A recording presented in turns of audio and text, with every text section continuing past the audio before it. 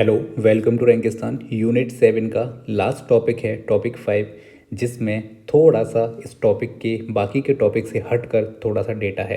Post harvest management, energy and water management, soil health, crop and pest management. ये एक topic के अंदर इतनी सारी चीज़ें हमें यहाँ देखने को मिलेंगी। सबसे पहले बेसिक चीज़ आप समझिए, ये है क्या? Process after harvesting that maintains crop quality and reduces losses. फसल कटाई के बाद की ऐसी प्रक्रिया जो फसल की गुणवत्ता को बनाए रखती है और नुकसान को कम करती है। ठीक है, कटाई के बाद नुकसान को कम करना, फार्मर की जो प्रोडक्टिविटी है उससे उसकी इनकम और प्रोडक्टिविटी बढ़े, ensure food security and quality, ये इसका एक ऑब्जेक्टिव होता है। ठीक है मेरे भाई। और अगर मैं आपको ऑब्जेक्टिव इसका बताऊं, जो फसल है वो जब मैच्योर हो जाए उसके बाद उसकी हार्वेस्टिंग करना, उसकी कटिंग करना, जिससे 20 से 30% इतना लॉस कम हो जाता है। ठीक है, मैंने बोला प्रॉपर मैच्योर होने पर हार्वेस्टिंग करना। इसका मतलब होता है 25 से इसका मतलब होता है 20 से 25% नमी जब फसल में रह जाए उसके बाद ही उसको काटना। ठीक है, अच्छे से हैंडलिंग उसकी करना, ये सारी की सारी चीज़ें हम यहाँ पे देखते हैं। ठीक है, जैसे यहाँ पे आप नेक्स्ट पॉइंट पे देखेंगे कि पोस्ट हार्वेस्ट मैनेजमेंट की बात ये कर रहा है, फसल कटाई के बाद प्रबंधन कैसे करना है उसकी बात ये कर रहा है। ठीक, सबसे पहले मैंने आपको बताया हार्वेस्टिंग हमें कब करनी है? टाइमली और प्रॉपर टेक्निक के साथ समय पे करनी है। हमें ऐसे समय पे करनी है जब इसमें जो मॉइस्चर है वो 20 से 25% रह जाए। ठीक है मेरे भाई, ये हमें करना है। इसके बाद मेरे भाई यहाँ पे लिखा है थ्रेशिंग आप समझते हो, या तो हाथ से मैनुअली करो या मैकेनिकल जो मशीन्स रहती हैं उनके साथ करो। इससे थ्रेशिंग अच्छे से करने से क्या होगा, उसमें जो इम्प्योरिटी है वो अच्छे से प्रॉपर इसमें, यानी कि ऐसी चीज़ें जिनकी हमें फसल में आवश्यकता नहीं है, जो चारे के रूप में इस्तेमाल की जाती हैं, वो अलग हो जाएं और जो दाने हैं वो अलग हो जाएं। ये चीज़ हम कह रहे हैं। इसके बाद यहाँ पे आप क्लीनिंग देखेंगे, क्लीनिंग यानी सफाई की बात कर रहा है, जिसमें धूल, मिट्टी, जो फॉरेन मैटर्स होते हैं जो हमें उसमें नहीं चाहिए, वो सिविंग या एयर ब्लोअर, इनसे हम इसको करते हैं धूल उल को हटाना। ये चीज़ें हम बात कर रहे हैं। इसके अलावा हम यहाँ देखेंगे ड्राइंग की भी बात कर रहा है। ड्राइंग में क्या करना है मेरे भाई?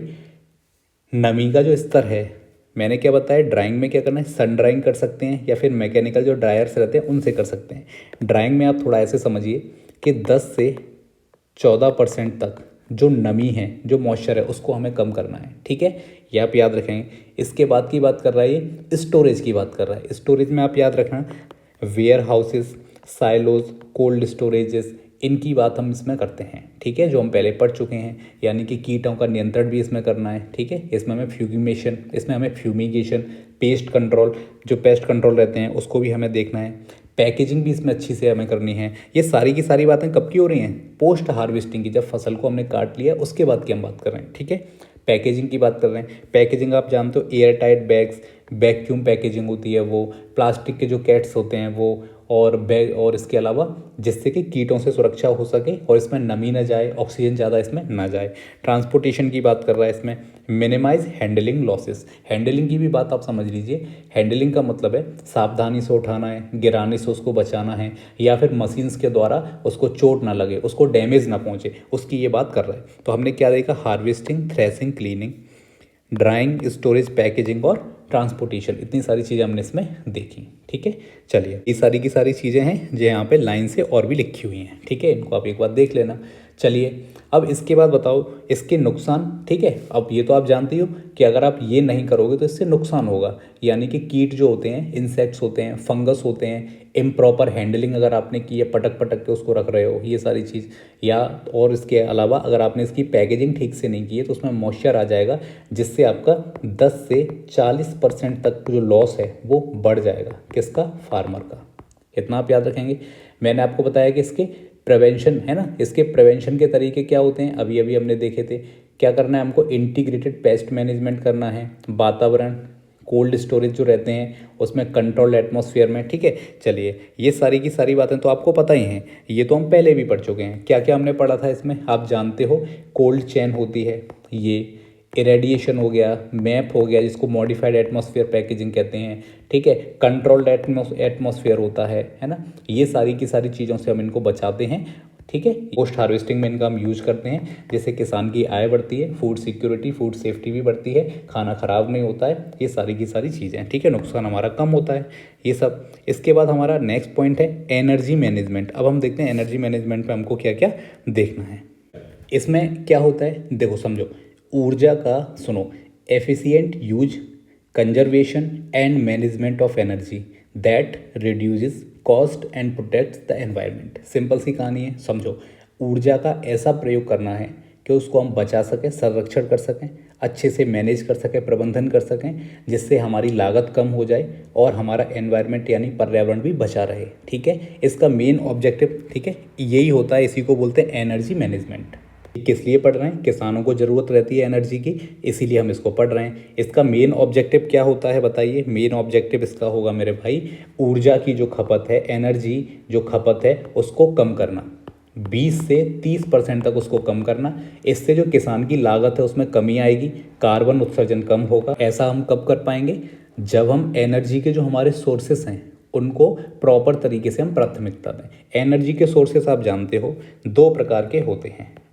एक होते हैं जिनको हम बोलते हैं रिन्यूएबल एनर्जी सोर्सेस, और एक होते हैं जिनको हम बोलते हैं नॉन रिन्यूएबल एनर्जी सोर्सेस, ठीक है। तो इसमें हमें जो रिन्यूएबल एनर्जी सोर्सेस हैं इनको हमको प्राथमिकता देती है। जैसे सोलर से हमने लाइट बनाया उसको यूज़ करना, विंड से जो बनता है उसको प्रायोरिटी देना, और वहीं नॉन रिन्यूएबल में आप देखेंगे जो ऑयल के द्वारा है ना, या फिर हम कहें कोल के द्वारा, इनके द्वारा जो एनर्जी बनती है उसका कंजम्पशन हमें कम करना है, इसका कंजम्पशन हमको ज़्यादा करना है, ठीक है।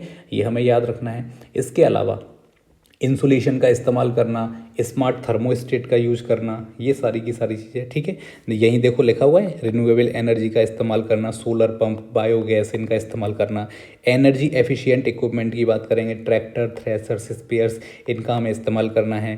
Fuel management, optimum diesel electricity use हमें करना है, ठीक है। इसके बाद मैकेनाइजेशन, इसमें reduce labour and time, labour को कम इसमें करना है जिससे हमारा टाइम बचेगा मेरे भाई, और पैसा भी बचेगा, ठीक है। ये चीज़ हमें याद रखनी है। इससे क्या होगा मेरे भाई, हमारा जो एनवायरनमेंट है वो हमारा सुरक्षित रहेगा, ठीक है। एनवायरनमेंट, ये आपके जो SDG आपने पढ़े हैं, SDG जो 7 है ये इससे लिंक हो जाता है, तो ये भी आपको याद रखना है, ठीक है। मॉडर्न टूल्स का हमको इस्तेमाल करना है। ऐसे करके हम क्या करेंगे मेरे भाई, जो एनर्जी मैनेजमेंट है और जो इकोनॉमिक और एनवायरमेंटल जो बेनिफिट्स हैं वो हम ज़्यादा से ज़्यादा हम यूज कर पाएंगे, ठीक है। बेसिक सी कहानी है, बहुत ज़्यादा इसमें दिमाग आपको नहीं खपाना है। फिर आता है वाटर हार्वेस्टिंग एंड मैनेजमेंट, इसको समझ लेते हैं ये क्या कहना चाहता है। चलो वाटर मैनेजमेंट में देख लेते हैं। देखो पानी की भी ज़रूरत पड़ती है किसान को, तो देखो collecting, storing and efficient use of rain water that reduces water scarcity. आप कहोगे कैसे, बारिश के पानी को इकट्ठा करना, उसको संग्रहित यानी स्टोर करना, और कुशल उपयोग के द्वारा जो जल का संकट बढ़ता जा रहा है दिन ब दिन उसको कम करना। इसके मेन ऑब्जेक्टिव है मेरे भाई, जल का संरक्षण करना, भूजल रिचार्ज, इसका मतलब क्या होता है, जो ग्राउंड वाटर है उसको रिचार्ज करना है ना, और जो फ्लड है उसको कंट्रोल करना, और इससे 30 से 50% जो यूजेबिलिटी है पानी की, जो वेस्ट हो जाता है उसको बढ़ाना, ठीक है। वाटर हार्वेस्टिंग के आप जानते हो कई प्रकार होते हैं, ठीक है। जैसे सतही में वो आ जाते हैं, जैसे एक तो होते हैं सरफेस वाले, सरफेस यानी सतह पर रहने वाले, वो कौन से होते हैं, पॉन्ड्स होते हैं, डैम्स होते हैं। एक अंडरग्राउंड वाले आते हैं जिनमें रिचार्ज पिट्स वगैरह ये सारी की सारी चीज़ें आ जाती हैं। यहाँ पे जब आप देखोगे पहला लिखा है रेन वाटर हार्वेस्टिंग, इसमें क्या करा है, पॉन्ड्स बनाने हैं, टैंक्स बनाने हैं, डैम्स बनाने हैं, जिनसे हम क्या करेंगे, पानी को स्टोर कर पाएंगे, ठीक है, फिर उसको यूज करेंगे। माइक्रो इरिगेशन, ऐसे सिंपल पानी नहीं करना है खेत में, ड्रिप और स्प्रिंकल रहते हैं जो आधुनिक तकनीकें हैं उनका इस्तेमाल करना, इससे पानी ज़्यादा से ज़्यादा बचेगा। फिर होता है मल्चिंग, ये क्या होता है, रिटेन सॉइल मॉइस्चर। मल्चिंग क्या होता है मेरे भाई, इससे मृदा की नमी बनी रहती है ना। फिर आता है क्रॉप प्लानिंग। क्रॉप प्लानिंग कैसे मेरे भाई, बेस्ड ऑन वाटर रिक्वायरमेंट, आपके यहाँ पे अगर पानी की कमी है तो आप उसी के अकॉर्डिंग फसल का चुनाव करें, ये कह रहा है। सॉइल मॉइस्चर मॉनिटरिंग, ये आते हैं एक टेंसियोमीटर्स और सेंसर्स होते हैं जो पानी का मॉइस्चर बताते हैं। अगर पानी का मॉइस्चर है, अगर नमी है ज़मीन में, तो फिर पानी देने की ज़रूरत है ही नहीं। जितनी नमी पौधे को चाहिए, उस फसल को चाहिए, उतनी अगर है तो पानी डालने की उसमें आवश्यकता नहीं, लेकिन हमें पता नहीं होता है तो हम डालते रहते हैं। ठीक है, तो ऐसे सेंसर्स जैसे टेंसियोमीटर होते हैं, इससे क्या होगा मेरे भाई, वाटर हार्वेस्टिंग और उसका मैनेजमेंट बेहतर हो पाएगा। ये वाली चीज़ आप याद रखें। मध्य प्रदेश में वर्षा कैसी होती है, समान है या असमान है, अनईवन है, सीधी सी बात है। असमान है, कहीं ज़्यादा होती है, कहीं कम होती है, जैसा मैंने आपको बताया, जैसे कि ये मध्य प्रदेश है। ठीक है मेरे भाई, ठीक है, ये वाले रीजन में ज़्यादा होती है, ठीक है, और यहाँ कम होती है। ये वाले रीजन में ज़्यादा होती है और ये ऊपर वाले रीजन में कम होती है। कैसे, आपसे बोलेगा कि साउथ से नॉर्थ में जाते हुए बारिश बढ़ती है, आप कहोगे नहीं, घटती है। ठीक है, ये चीज़ आप याद रखेंगे। इसके अलावा आपसे पूछ सकता है कि ईस्ट टू वेस्ट बारिश बढ़ती है, आप कहोगे नहीं, घटती है। ठीक है, इस तरह से आप याद रखेंगे।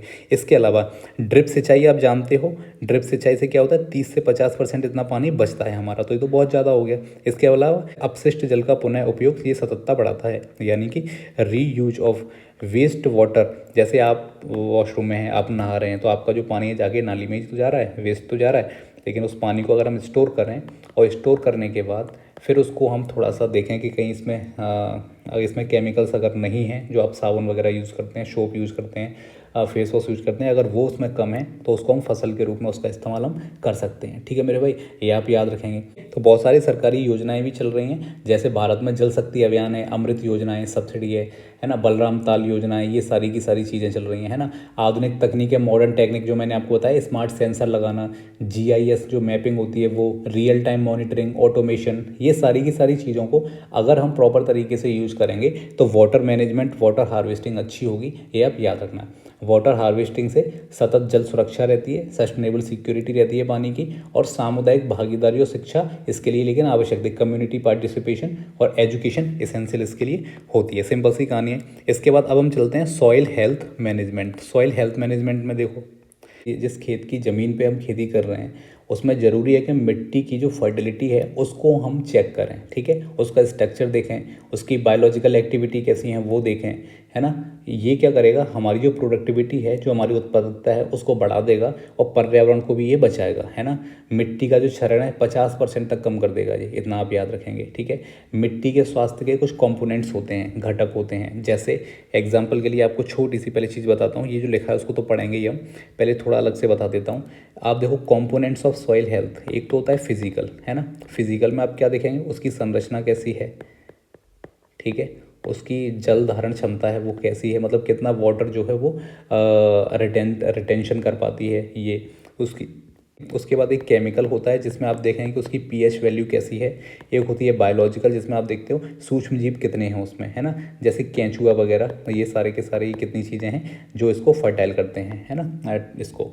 ठीक है, इसके अलावा अब बाकी हमें सॉइल टेस्टिंग करानी पड़ती है मेरे भाई, सॉइल टेस्टिंग करानी रहती है, जिसमें हम पीएच देखते हैं, इसका न्यूट्रिशन लेवल देखते हैं, जो लैब्स वगैरह में होता है, ये चीज़ें, है ना, साल भर साल इसको लोग करवाते हैं जिससे इनको फ़ायदा मिलता है। ठीक है, इसके बाद आप जानते हो ऑर्गेनिक, हमें इसमें अमेंडमेंट्स डालने रहते हैं, खाद डालना रहता है, जैसे हरी खाद, कंपोस्ट खाद, जैविक खाद होती है, ये डालते हैं। इसके बाद हम और अच्छा करना है तो हम क्या करें, क्रॉप रोटेशन करें, बदल बदल के करें, जैसे दलहन कर ली, अनाज कर लिया, जिसमें नाइट्रोजन वगैरह सारी की सारी चीज़ें, तो बदल बदल के हम फसलों को करें, इससे हमें फ़ायदा मिलता है। जिससे क्या होता है, किसी फसल में नाइट्रोजन की कमी है, किसी में फॉस्फोरस की कमी है, किसी में पोटेशियम हमको डालना है, तो ऐसे करके क्या होता है, जो ओवरऑल जो सॉइल में होनी चाहिए सारी की सारी चीज़ें मिल जाती हैं हमको। ठीक है, यही सब चीज़ें तो यहाँ लिखी हुई हैं, देखो यही सारी चीज़ें लिखी है। सॉइल टेस्टिंग हमको करवानी है, जैसे पीएच, नाइट्रोजन, फॉस्फोरस और जो पोटेशियम वगैरह माइक्रोन्यूट्रिएंट्स, ये हमें पता चल जाए। ऑर्गेनिक हमको मैटर पता चले कि हमें क्या डालना है इसमें। क्रॉप रोटेशन जो मैंने अभी अभी आपको बताया, है ना। और कवर क्रॉप्स यहाँ पे बोल रहा है, प्रिवेंट सॉइल इरोजन, जिससे कवर क्रॉप का मतलब क्या है मेरे भाई, कि हमें कोशिश करनी है कि जो इसके किनारे हैं उन पे हम पेड़ पौधे लगा दें या फिर घास लगा दें, जिससे जो मिट्टी का क्षरण है, सॉइल इरोजन है, वो इससे रुक जाए, है ना। बायो फर्टिलाइजर्स का इस्तेमाल करना है, जैसे राइजोबियम, एजोवेक्टर, पीएसबी, इनका हमको यूज़ करना है। ठीक है मेरे भाई, आधुनिक तकनीकें रहती हैं जो मैंने आपको बताया था, जैसे जीपीएस का इस्तेमाल करना, जिससे कि हम सॉइल का मैपिंग कर सकें कि कहाँ पे कैसी मिट्टी है, ठीक है। इसके अलावा माइक्रोबियल जो इनक्यूलेंट्स होते हैं वो उनका ये बहुत ज़्यादा काम की चीज़ें नहीं है, बस इतना आपको याद रखना है, मेंटेन करना है पीएच वैल्यू को, जैविक खेती इसको बढ़ाना है, ये सारी की सारी चीज़ें, ठीक है। चलिए अब आता है हमारा क्रॉप मैनेजमेंट। फसल का ऐसा प्रबंधन करना, एक यानी कि क्रॉप का ऐसा मैनेजमेंट करना जिससे कि प्रोडक्टिविटी हाई हो जाए, सस्टेनेबल रहे, यानी हमेशा होता रहे, ऐसा नहीं एक साल अच्छा हो गया एक साल फिर नुकसान हो गया। इसके लिए हमें क्या क्या चाहिए बताओ। सीड सिलेक्शन, अच्छा हम बीज का इस्तेमाल करें। देखिए क्रॉप तभी होगा जब हमने ऊपर वाली सारी चीज़ें हमने अच्छे से देखी, जैसे हमने सॉइल को देखा, वाटर मैनेजमेंट अच्छे से किया, एनर्जी मैनेजमेंट अच्छे से किया। इसके अलावा फिर जो पोस्ट हार्वेस्टिंग जो टेक्निक होती हैं, जो मैंने आपको बताया, थ्रेशिंग, श्रेडिंग, उसके बाद उनको जो ट्रांसपोर्टेशन होता है वो हो गया, है ना, स्टोरेज हो गया, वो सारी की सारी चीज़ अच्छी करें तभी फसल अच्छे से हो पाएगी या फिर उसका मैक्सिमम जो आउटपुट है हमको मिल पाएगा, ठीक है।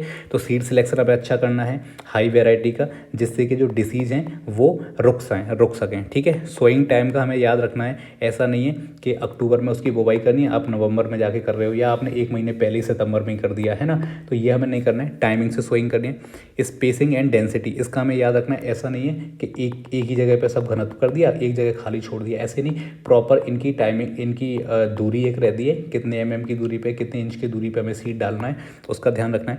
फर्टिलाइजर एप्लीकेशन, है ना, based on soil test, soil का टेस्ट पहले करवाइए, उसके बाद फर्टिलाइजर उसमें डालिए किस चीज़ की आपको आवश्यकता है। इंटर क्रॉपिंग करनी है हमको, है ना। इंटर क्रॉपिंग कैसे, दलहन के साथ धान लगा दिया, मसाला धान मिश्रित, इस तरह से खेतियों को करना है जिससे कि ज़्यादा से ज़्यादा मैक्सिमम आउटपुट मिल सके और आपका नुकसान कम हो सके, ठीक है।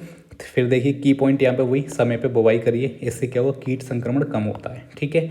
चलिए संतुलित उर्वरक यानी बैलेंस फर्टिलाइजर डालिए, और ये कब होगा, जब आप सॉइल की टेस्टिंग करवाएंगे। क्रॉप मॉनिटरिंग करिए, आईसीटी ऐसे तमाम टूल्स आ गए हैं आजकल, उनसे आप निगरानी कर सकते हो। एक है हमारा लास्ट, पेस्ट मैनेजमेंट, कीट प्रबंधन हमको यहाँ पे देखना है। कीट प्रबंधन अगर अच्छे से करेंगे तो इससे जो हमारी फसल है उसका नुकसान कम होगा और इससे हमारी क्वालिटी प्रोडक्शन बढ़ जाएगी, ठीक है। क्या देखना है, कल्चरल, क्या देखना है, कल्चरल, मैकेनिकल, बायोलॉजिकल और केमिकल। कल्चरल में क्या है, क्रॉप रोटेशन करना है, इंटर क्रॉपिंग करनी है, फसल को रोटेट करके करना है, एक ही फसल को हर बार नहीं करना है, बदलते रहना है, या फिर हमको मिश्रित खेती करनी है। मैकेनिकल क्या करना है मेरे भाई, ट्रैप्स और हैंड पिकिंग, ये हमको करना है। कैसे, या तो हम क्या करेंगे मेरे भाई, हाथ से काटें, या फिर जो ट्रैप्स जो जाली वगैरह होती हैं उनसे हम इसको काटें। बायोलॉजिकल, प्रीडेटर्स और पैरासाइटोटिस जो होते हैं इनको मारना है, ठीक है। इसके अलावा केमिकल, पेस्टिसाइड्स केवल उतने ही यूज करने हैं जिससे खाना जहरीला ना हो। और इंटीग्रेटेड पेस्ट मैनेजमेंट आईपीएम, इसमें क्या करना है, कंबाइंस ऑल मेथड्स, जो जितनी ऊपर विधियाँ दी गई हैं इन सबको एक साथ जोड़ देना है, ये सबसे बेस्ट होता है, ठीक है, ये वाला। इसके वाला की पॉइंट्स आपके वही लिखे हुए हैं, IPM, disease resistant, monitoring and early directions, इन सब का हमें ध्यान रखना। बहुत बेसिक सा चैप्टर है, इसमें कुछ भी ऐसा बताने के लिए नहीं है, बेसिक चीज़ें हैं, ठीक है। इसके बाद यहाँ पे समरी यहाँ पे प्रॉपर लिखी हुई है, ये केवल वही है कि हमें क्या करना है मेरे भाई, यहाँ हो गई हमारी फसल, कुछ काम इससे पहले करने होते हैं और कुछ काम इसके हमें बाद करने होते हैं, ठीक है। पहले वाले काम में क्या करना है मेरे भाई, इधर आओ, पहले तो बताऊँ। पहले तो आपको क्या करना है, जो फसल करनी है उसका हमको सिलेक्शन करना है। सिलेक्शन करने के बाद हमको उसका जो सीड है उसका सिलेक्शन करना है। फिर हमको हमारी जो सॉइल टेस्टिंग है वो करवानी है। फिर उसके बाद हमको टाइम का ध्यान रखना है। हमको उसकी जो ये भी देखना है कि 1 बीघा ज़मीन या 1 हेक्टेयर ज़मीन है उसमें हमें कितना सीड डालना है, वो भी हमको प्रॉपर ध्यान रखना है, ठीक है मेरे भाई। ये तो हो गया ये सारी की सारी चीज़ें। उसके बाद अब क्या होता है, इसके बाद फिर हमको वाटर मैनेजमेंट का ध्यान रखना है, ठीक है। वाटर मैनेजमेंट का, एनर्जी का भी ध्यान रखना है, ठीक है। इसके बाद फिर मेरे भाई ये जो फसल जब हो जाएगी उसके बाद के कामों में क्या करना है मेरे भाई, हार्वेस्टिंग का टाइम डिसाइड करना है। हार्वेस्टिंग के बाद हमको थ्रेसिंग अच्छे से करनी है, फिर इसकी पैकेजिंग अच्छे से करनी है, फिर इसका ट्रांसपोर्टेशन अच्छे से करना है, फिर इसका जो स्टोरेज है वो हमको बेहतर करना है।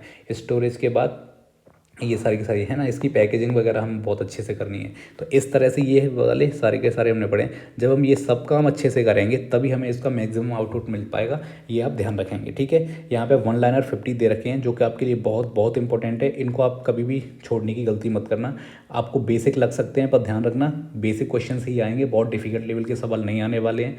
नेगेटिव मार्किंग भी है आपकी, और इधर एमपीवी है, इधर आपका फूड साइंस भी है। ठीक है, ध्यान रखना है, बहुत ज़्यादा कठिन चीज़ों के पीछे मत भागिए, बेसिक चीज़ें आपको आनी चाहिए। ठीक है, चलिए बाकी एमसीक्यू जब करेंगे तब इसको और बेहतर तरीके से इसको डिटेल में एनालाइज कर लेंगे और डिटेलिंग वाले क्वेश्चंस पीवाईक्यूज हम उसमें डाल देंगे। ठीक है, जिससे आपको लगेगा कि हाँ, आपको कॉन्फिडेंस भी बढ़ेगा और आपको लगेगा कि हाँ, हम सही दिशा में जा रहे हैं। ठीक है मेरे भाई, तो ये यूनिट 7 का लास्ट टॉपिक था, टॉपिक 5।